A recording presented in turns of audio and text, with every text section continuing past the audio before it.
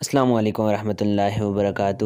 ایک بادشاہ نے کسی بات پر خوش ہو کر ایک شخص کو یہ اختیار دیا کہ وہ سورج غروب ہونے تک جتنی زمین کا دائرہ مکمل کر لے گا وہ زمین اس کو الاٹ کر دی جائے گی، اور اگر وہ دائرہ مکمل نہ کر سکا اور سورج غروب ہو گیا تو اسے کچھ نہیں ملے گا۔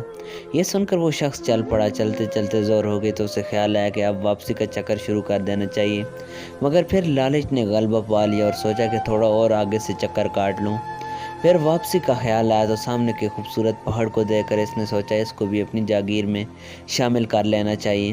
الغرض واپسی کا سفر کافی دیر سے شروع کیا۔ اب واپسی میں یوں لگتا تھا جیسے سورج نے اس کے ساتھ مسابقت شروع کر دی ہے۔ وہ جتنا تیز چلتا پتہ چلتا سورج بھی اتنا جلدی ڈھل رہا ہے۔ عصر کے بعد تو سورج ڈھلنے کی بجائے لگتا تھا پگھلنا شروع ہو گیا ہے۔ وہ شخص دوڑنا شروع ہو گیا کیونکہ اسے سب کچھ ہاتھ سے جاتا نظر آ رہا تھا۔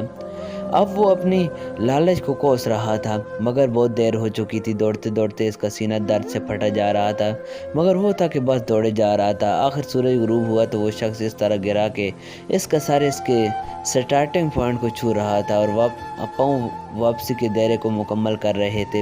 یوں اس کی لاش نے دائرہ مکمل کر دیا۔ جس جگہ وہ گرا تھا اس جگہ اس کی قبر بنائی گئی اور قبر پر کتبہ لگایا گیا جس پر لکھا تھا اس شخص کی ضرورت بس اتنی ساری جگہ تھی جتنی جگہ اس کی قبر ہے۔ اللہ پاک نے بھی اس طرف اشارہ کیا ہے، وَالْعَصْرِ إِنَّ الْإِنسَانَ لَفِي خُسْرٍ۔ آج ہمارے دائرے بھی بہت بڑے ہو گئے ہیں، آج ہم بھی سبھی حاصل اور لا حاصل کے دائروں میں گھوم رہے ہیں۔ چلیے واپسی کی سوچتے ہیں۔ اللہ پاک ہمیں موت سے پہلے موت کی تیاری کی توفیق نصیب فرمائے اور خاتمہ بالخیر فرمائے، آمین۔ دوستو چینل کو سبسکرائب کریں، ویڈیو کو لائک کریں اور دوستوں کے ساتھ بھی ضرور شیئر کریں۔